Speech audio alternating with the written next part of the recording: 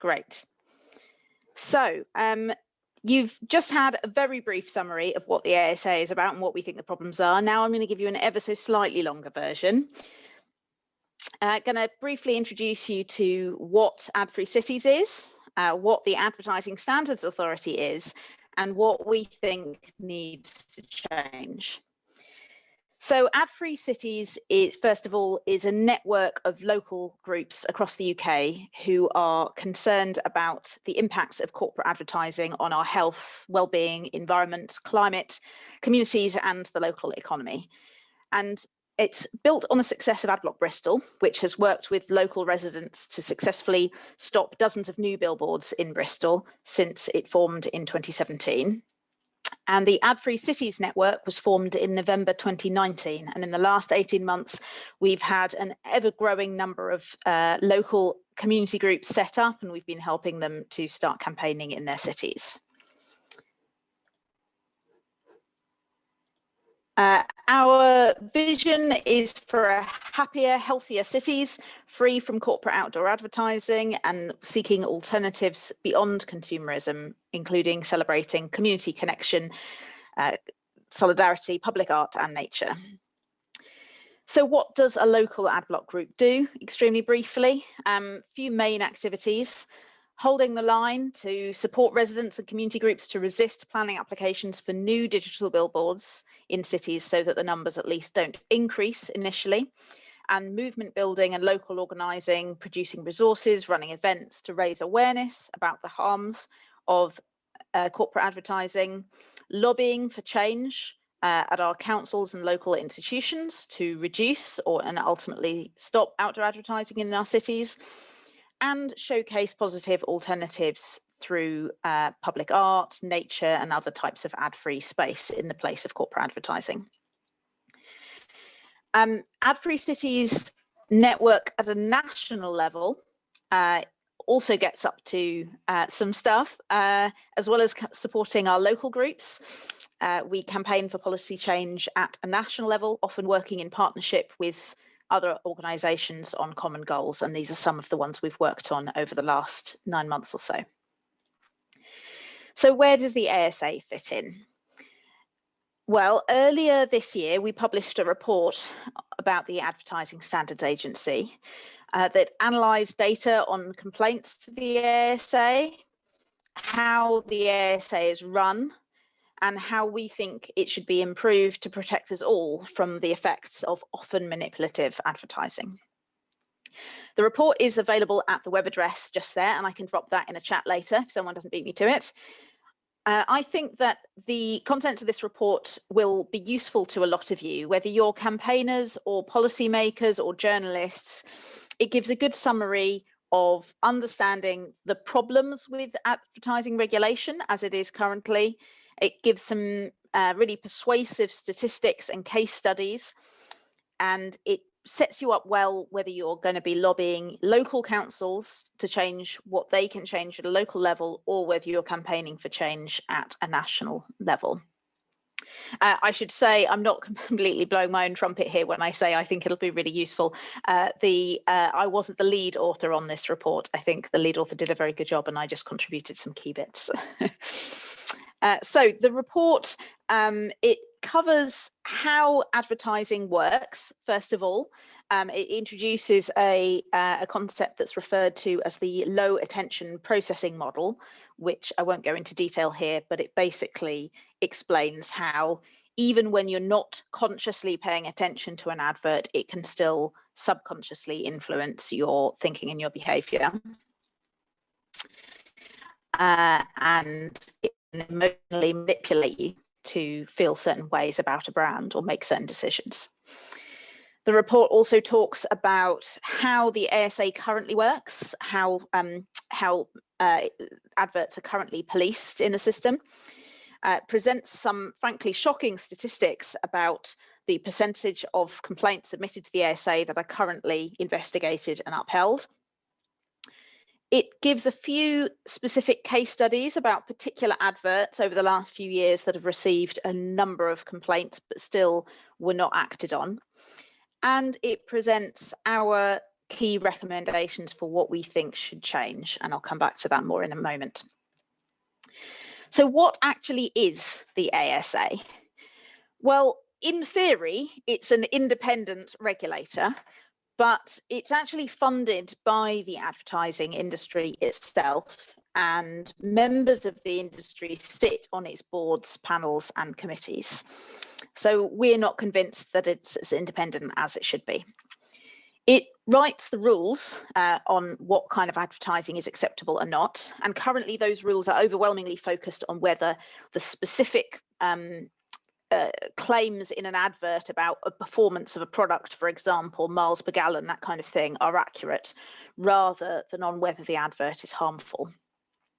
And it, in theory, enforces those rules, but in practice, it only actually upholds 2% of complaints, and even then, the teeth it has as a regulator to actually make the people that broke the rules feel any kind of punishment for them is very limited. So here's an example of the kind of complaint that the ASA does not uphold. This was an advert by McDonald's where they very tastelessly played on a story of family bereavement to sell fish burgers, and it attracted hundreds of complaints. And eventually, even McDonald's conceded that it was in bad taste, and they withdrew the advert. He still faced no penalty from the ASA, despite the upset that it had caused and, frankly, the emotional manipulation that it used. And then there are other issues that the ASA just doesn't even seem to think about, as far as we can tell. There isn't really any consideration of the broader impacts of advertising on the culture of consumerism, on the environment, and on the well-being and mental health of our citizens. It also doesn't seem to really take into account the psychological effects of manipulative subliminal advertising. These screenshots here are from a shocking 2-minute video of a social experiment run by Bite Back 2030, which is a healthy food campaign concerned about the impact of junk food ads. And this amazing video shows how effectively advertising campaigns can manipulate you into wanting something without you even noticing it's happening.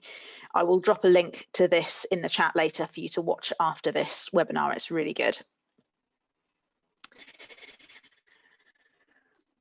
What does all this have to do with billboards and digital screens? Because Advertising City's focus is on outdoor advertising. So why are we getting into the content of the ads and the Advertising Standards Agency?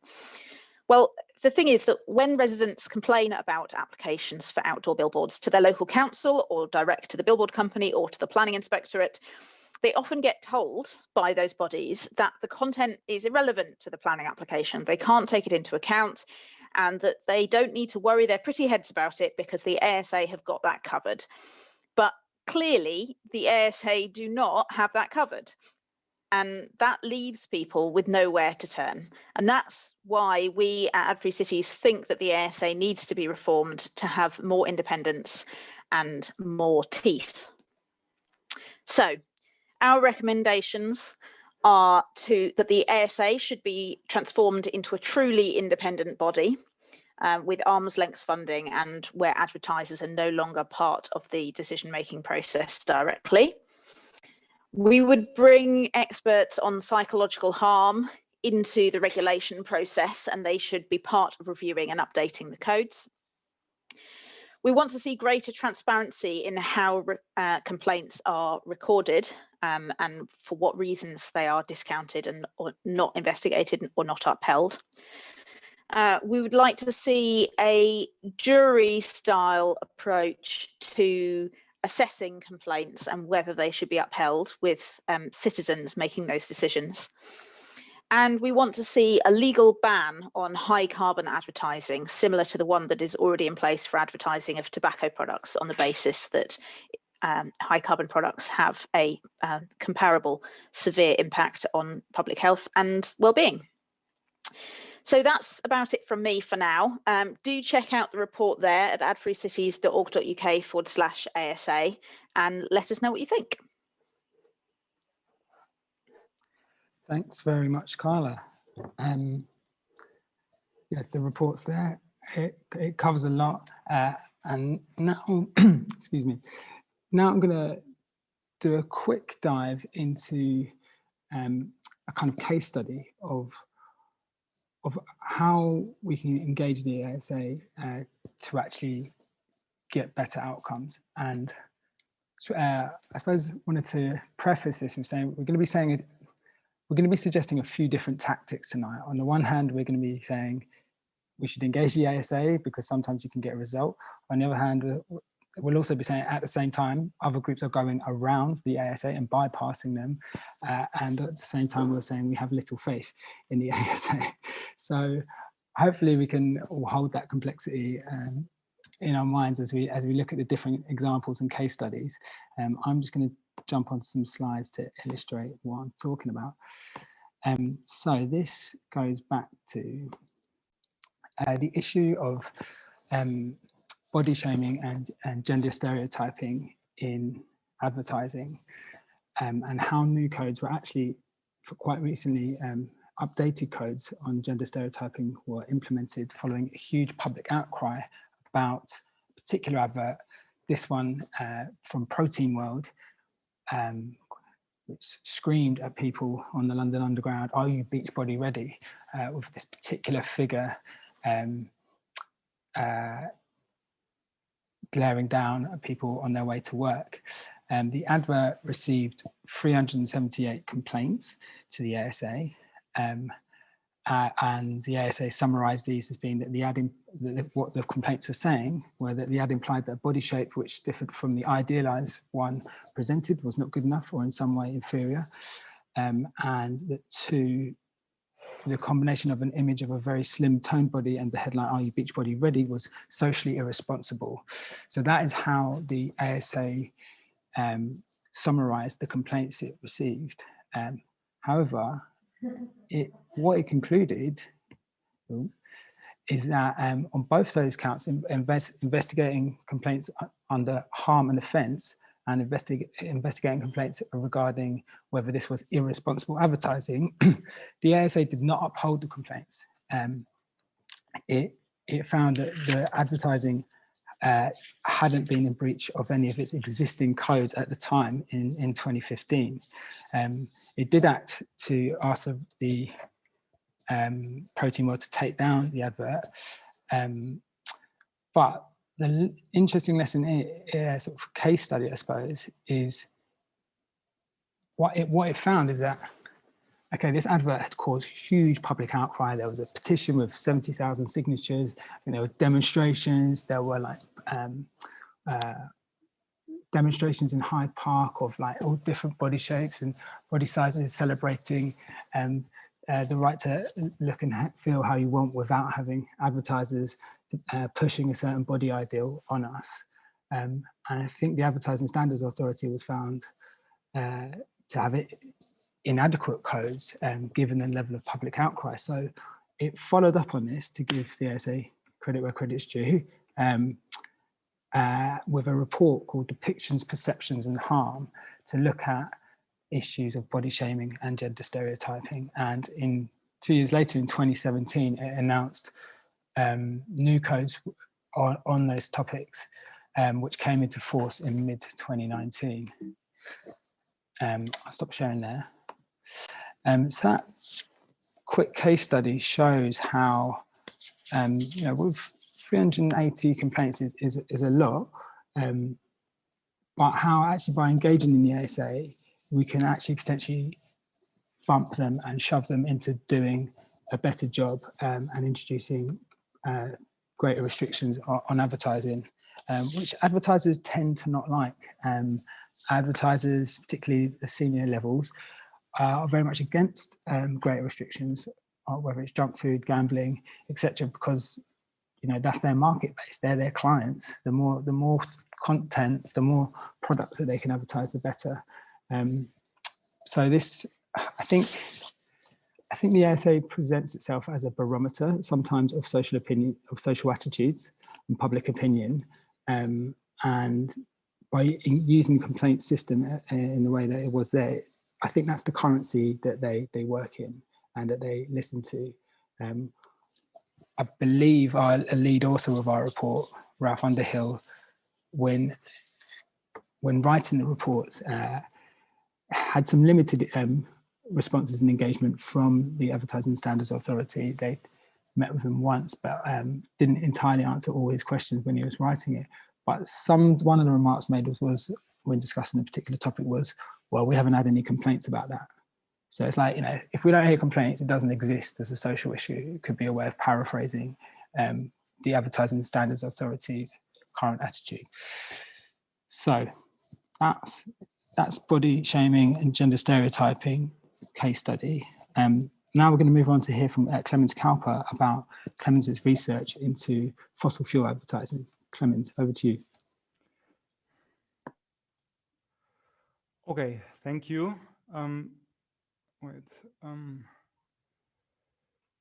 Are you seeing my video? I'm sorry. Not video yet. Oh, yeah, thanks so much. I'm somewhat confused by my... That's all right.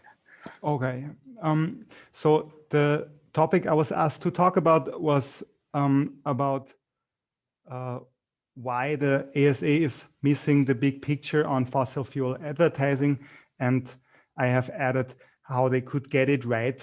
If I have time for that, I apologize in advance for bad English and ugly slides. So to start, successful challenges against misleading fossil fuel ads are possible. One example would be the decision Breitling Energy Corporation. This is a fracking company, and it had claimed that replacing coal with fracked gas would reduce overall greenhouse gas emissions, and the ASA ruled that this would be misleading as the comparison was not based on total life cycle greenhouse gas emissions. Summarizing the, let's say, successful cases, one could say that they are successful when they address textual falsifiable claims. In other words, when they address claims that are processed rationally by the human brain.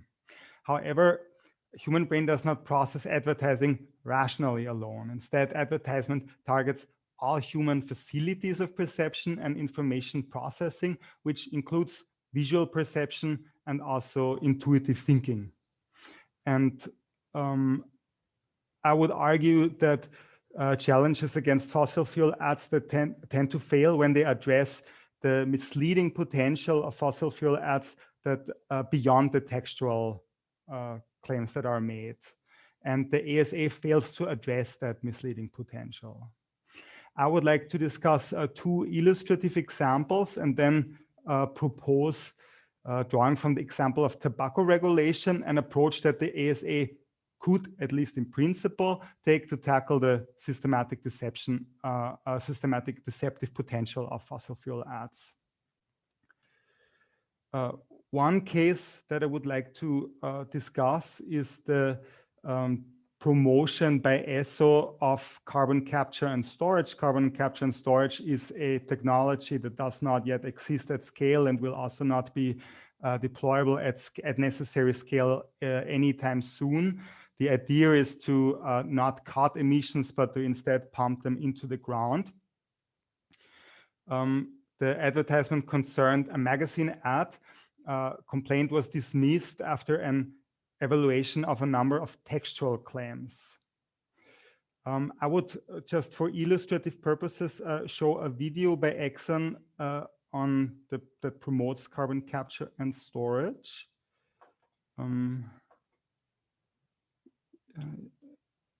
Okay. Plants capture CO2. What if other kinds of plants captured it too? If these industrial plants had technology that captured carbon like trees, we could help lower emissions. Carbon capture is important technology, and experts agree. That's why we're working on ways to improve it, so plants can be a little more like plants.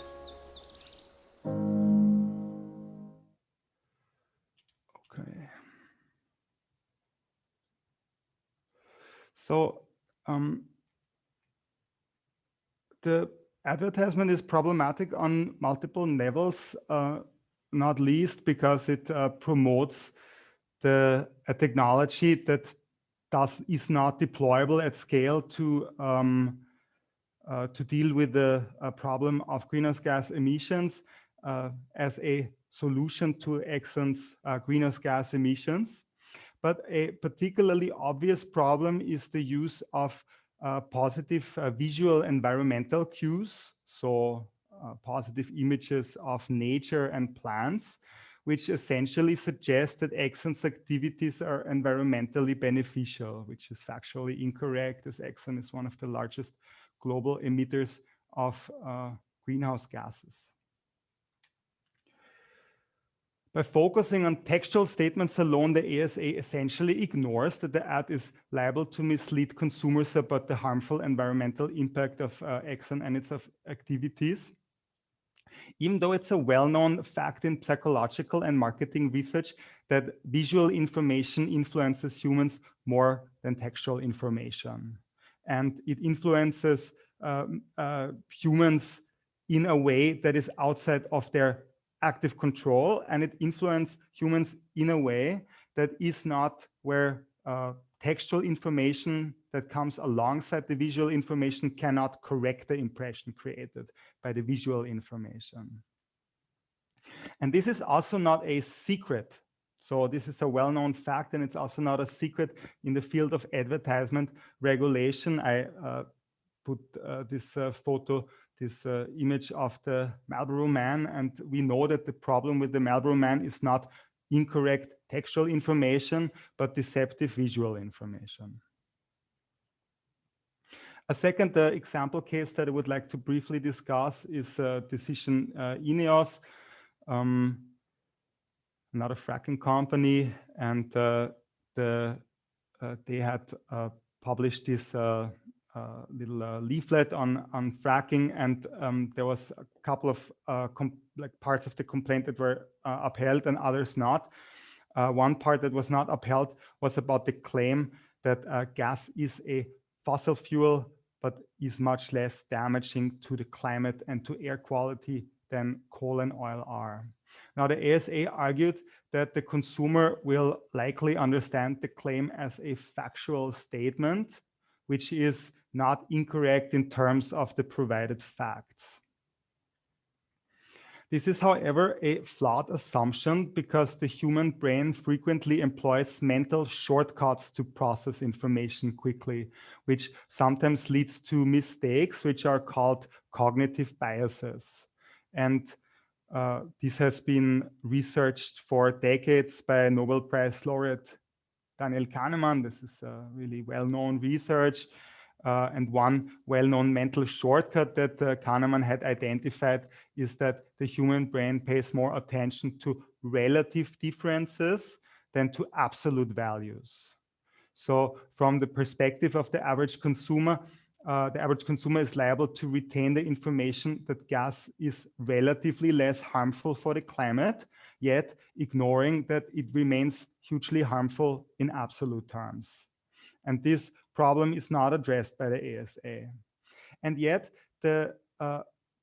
these mental shortcuts and how they sometimes lead to deceive people, cognitive biases, they are again no new insight for advertisement regulators. So here I brought this old photo of cigarettes which were marketed as light cigarettes, which exploit this mental shortcut. And this is why the provision of additional textual information about the harmful effects of cigarettes was ultimately considered insufficient, and the use of terms like light cigarettes was prohibited completely. So based on these two examples, my summary would be that the ASA fails to scrutinize the misleading potential of fossil fuel ads that go beyond textual claims, and thereby ignores well-established research in psychology and experience that we have in the regulation of tobacco advertisement. Last question is, could the ASA in principle address the misleading potential of fossil fuel ads in a legally sound manner?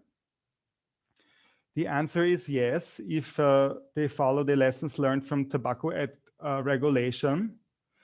Misleading potential, so we have seen, and that's the outcome of decades of studies on tobacco regulation and tobacco advertisement, is that the misleading potential of tobacco ads is obviously not limited to inaccurate factual statements, but the actual problem is the portrayal of a harmful commodity as normal, even though it isn't. And this principle that the normalization of a harmful commodity in itself is misleading, this could obviously also be applied to fossil fuel ads. Fossil fuels themselves and inherently harmful products that is endangering health through pollution and increasing climate change. How do we know whether the current levels of fossil fuel use are normal or acceptable? We know it because there are clear legal obligations, and we know from climate science which steps would have to be taken in order to prevent a dangerous climate crisis. This could be followed by the ASA, and they could for example, implement this by enforcing clear indications of the harmful climate and health impacts in the form of warning labels, or I think a regulatory optimal solution, a full ban on fossil fuel advertising. So the ASA could address the full misleading potential of fossil fuel ads in a legally sound manner. Whether they will do so, I think, is highly doubtful. I would argue that when self-regulation fails, a legal prohibition would be justified. Thanks. Thanks very much, Clemens. And just to add, my own reading and sense when I took away from reading your work, and I've dropped a link to a blog summarizing your work in the chat box there. My own feeling was the real confident footing with which it can put us on as campaigners with regards to facing fossil fuel advertising from the likes of Shell, BP, Esso, Total, or all the oil majors. Not only for the important things you make about the difference between textual communication and visual communication, but this kind of strident and confident footing saying that the presentation of fossil fuels as normal and acceptable is no longer acceptable, actually, because of the reasons you mentioned. I just found it like a real boost to read your work. So thanks very much for taking us through it tonight, Clemens, and we'll drop the link in your chat there in the chat box later. Okay, back to me again, guys, to fill in a little bit of extra detail about fossil fuel advertising. So bear with me whilst I share my screen again. Here we go. So this time, I'm going to talk briefly about why some organizations have been actually bypassing the Advertising Standards Authority altogether to use other mechanisms. We were delighted to have a presentation by Client Earth at Ad-Free Cities National Conference last November, and I'm very much just summarizing the presentation by the leading lawyer on a complaint against BP's advertising that was featuring in various places around 2019. And there's a couple of examples you can see on the screen here. It was the, what's it called? The Advancing Possibilities campaign, I think, or maybe Beyond Possibilities, I can't remember. But, you know, these BP adverts, they talked about running planes on banana skins and garbage. And they talked about how they see possibilities in natural gas as a smart partner to renewables. And Client Earth looked at this, and as has been talked about before, only 4% of BP's investments are in renewable technologies and low carbon technologies. 96% of their capital expenditure is in oil and gas. So there's clearly a case to be said, well, these ads are misleading because they are overly presenting BP's renewable portfolio when actually at heart they're a fossil fuel company. But interestingly, with reference to tonight's talk, Client Earth decided not to take this complaint to the ASA, and we can only guess why, whether they thought the chances of bringing this complaint would be successful or not if they took it to the ASA. So instead, the genius intervention and innovation that Client Earth came up with was to go to the OECD, the Organization of Economic Cooperation and Development, who, it turns out, have guidelines on consumer protection, including that all information provided by companies should be accurate, measurable and verifiable, and that companies should not engage in deceptive and misleading practices. Every member state of the OECD has a national contact point in its country, and that sits within a government department, a UK government department. So there's a national contact point, I think, in the Department of Business, of BEIS, Business Innovation and Energy Strategy, that department. So Client Earth bypassed the ASA, sized up the ASA and thought maybe the chances aren't of success are quite low there. So they took this to the OECD, and in March 2020, the OECD National Contact Point ruled that the legal complaint brought by Client Earth was material and substantiated. However, in the run-up to that, BP had already announced, actually back a month or so beforehand, that its Possibilities Everywhere campaign was being pulled. And actually it was part of a kind of quite a bigger strategic change in BP's communications around climate change that happened around February 2020. So what was useful in particular about Client Earth's process is that they found a new way of actually getting a regulator or a government to regulate effectively fossil fuel advertising, and it'd be interesting to try and replicate that. And Client Earth have encouraged campaigners to try and find opportunities to replicate that mechanism of going through the national contact point. I will share a video to Sophie Marginac from Client Earth's presentation, which goes into that in a bit more detail. That was an interesting one to bear in mind. A couple of other quick examples of why the ASA has been found wanting on fossil fuel advertising. This is a advert by one of the largest oil majors, Saudi Aramco, which appeared in The Economist and at various airports and other public spaces about this time last year, and it received 60 complaints. In particular, this advert from Saudi Aramco talked about proving our commitment to reducing greenhouse gas emissions and powering a more sustainable future. Now, that is not true, that is misleading, as the complaints that rolled in to the ASA found, because Saudi Aramco is expanding its oil and gas production. But this is the crunch of it, was that Saudi Aramco pulled the advert. I don't know what that means when it's already gone off the shelves in The Economist and other magazines.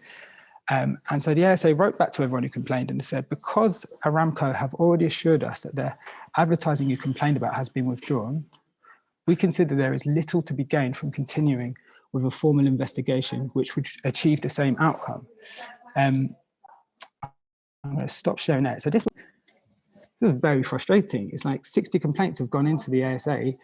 A major oil company has misled and deceived the public, and the regulator has said, yes, all right, no, they pulled the ads, so there's nothing to go into. It's like, there's no public determination, there's no scrutiny, there's no reprimand. They just said, oh, well, look, we'll just leave it. And it's like, guys are asleep at the wheel whilst a climate crisis is unfolding and big oil majors are continuing their polluting practices and deceiving the public in doing so. Hugely frustrating. Last example, because we are running over a time. Some of you may have received in the reminder email today about a Chevron advert that's recently gone out.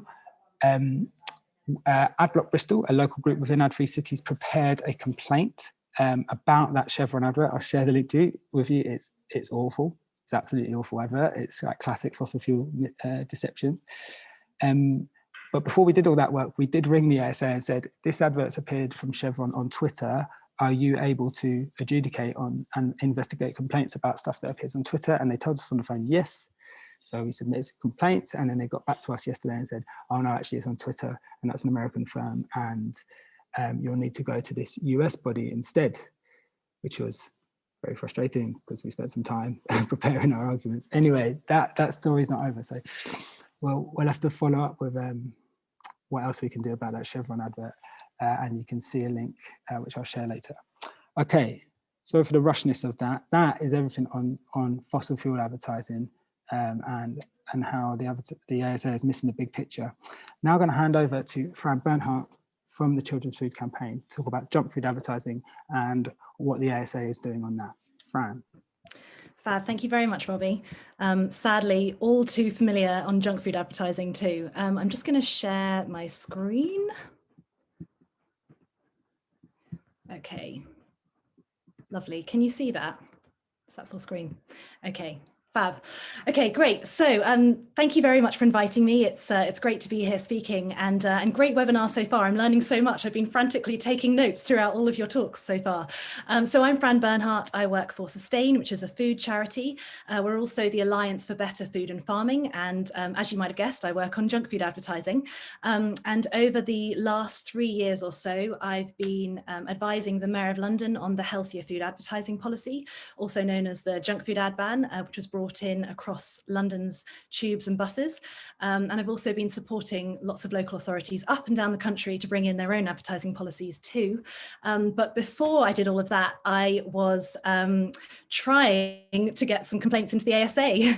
So I was frantically cycling all across the country, mainly across London, taking lots of photos of billboards and bus stops everywhere and getting in complaints to the ASA. Not very successfully, as you'll see, but I'll talk through all of that now. So let's crack on. So hopefully you're kind of all sold on the idea that we shouldn't really be having adverts for junk food advertising up everywhere, but just in case you're not, so sorry, also I should explain, HFSS is high fat, sugar and or salt, so our kind of technical term for junk food or unhealthy food. So first of all, we know that advertising works. So, this is why companies spend so much money on it. There was a really interesting report that came out in 2018 from Cancer Research UK, which showed that for every additional junk food advert that children see, they would consume an additional 350 calories every week. So you can imagine over the course of a year, that really starts to add up. And there are big associations between junk food advertising and obesity, as well as increased snacking and a preference for junk food and unhealthy food.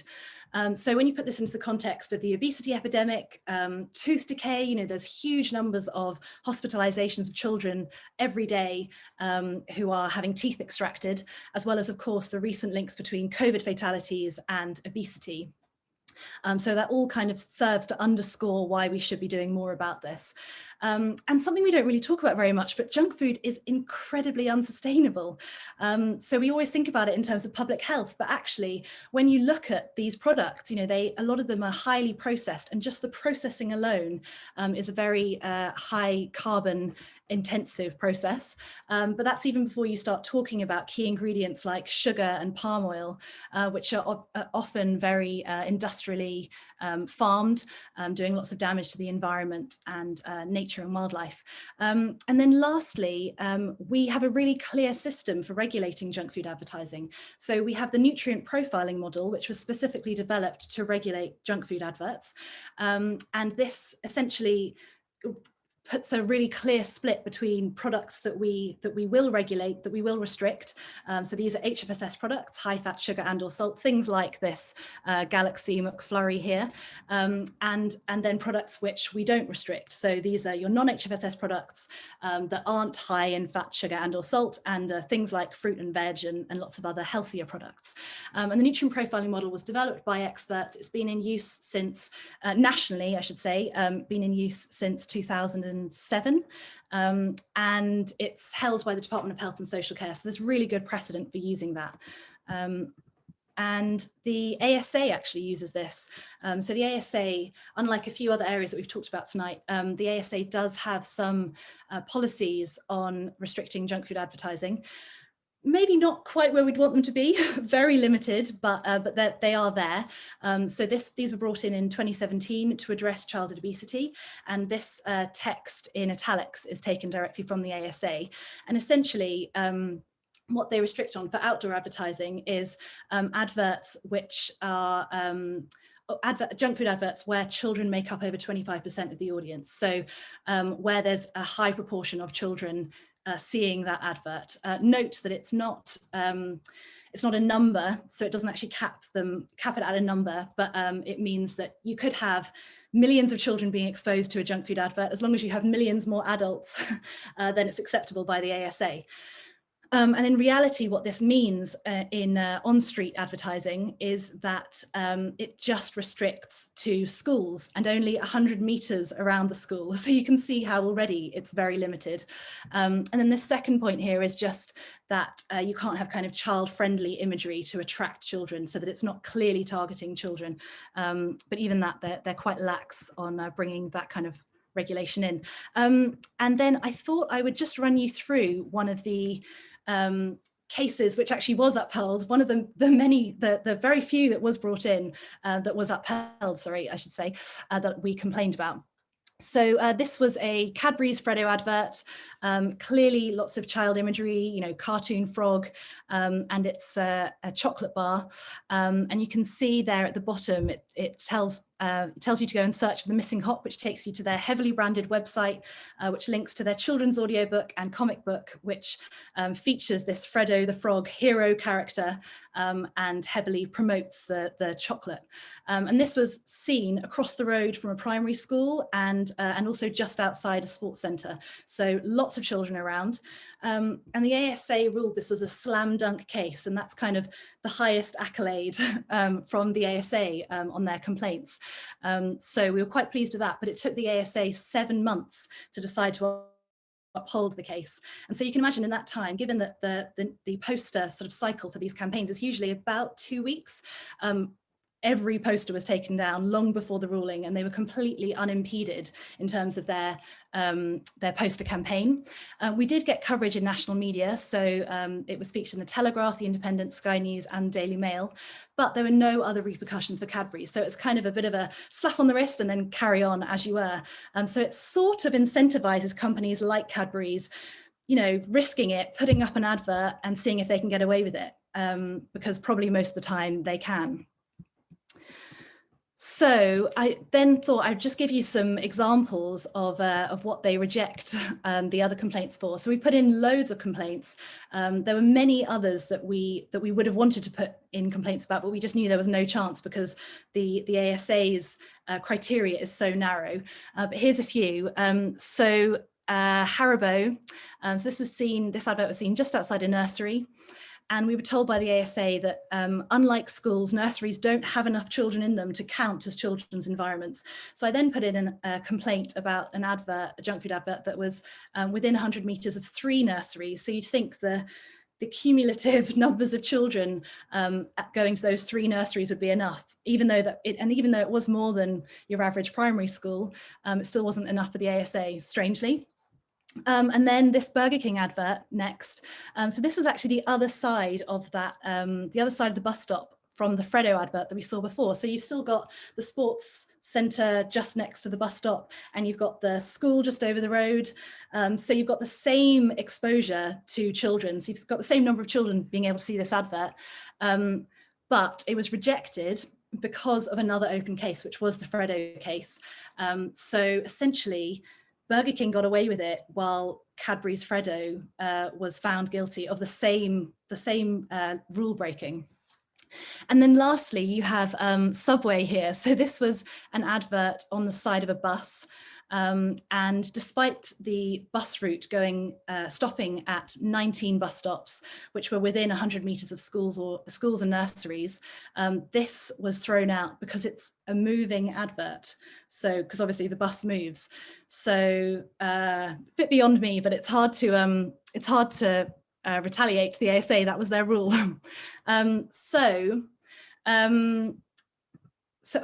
Why the ASA's regulations are not restricting HFSS adverts effectively. So as we've heard from Carla before, they're self-regulating, so they often kind of cherry pick and they choose how they're going to rule on a case, and more often than not, it falls on the side of industry. There's no penalties and no repercussions, so often companies are incentivized to chance it, and it relies on the public complaining. So the public often don't really know the ins and outs of the rules and of how to complain. So it's really unlikely that they will get lots of successful complaints. There's no transparency, so there's no accountability, and there's really long delays. And as we saw with the Freddo case, that meant that the company just didn't have there were no punishments for the company. And as we've seen as well, it's really weak rules. It's very limited if it's only 100 meters outside of schools. I mean, children are, children gather in many places beyond 100 meters from their school. So what's next for HFSS advertising? Many local areas have determined that the ASA's regulations are inadequate. So they've started looking into healthy food advertising policies. And the Mayor of London was the first in 2019 where this was brought in across the Transport for London network. And then we've had lots of local authorities bringing these in too and looking into bringing them in. So Haringey, Southwark, Merton, and most recently Bristol, thanks to Adblock Bristol's work. And then we've had more than 50 local authorities contacting me at Sustain for advice on implementing these policies too. So hopefully we'll have lots of new policies coming up soon. So I thought I'd just give you very briefly a kind of visual of what that looks like. So these were photos taken in London before the advertising policy was brought in. So you can see lots of junk food adverts everywhere. And then we've restricted companies from having unhealthy foods. They can still advertise as much as they like, but they have to restrict to just healthier food. Which makes it easier to get over the line because of advertising revenues are often important to local authorities. And so this makes much more room for healthier foods and drinks. So what can you do? So you can firstly write to your council to urge them to bring in a healthy food advertising policy.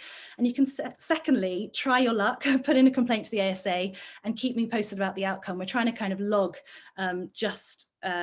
all these cases that are being rejected by the ASA, and often they're not actually, as I said, it's very opaque process, so we're not hearing about the complaints going in the first place.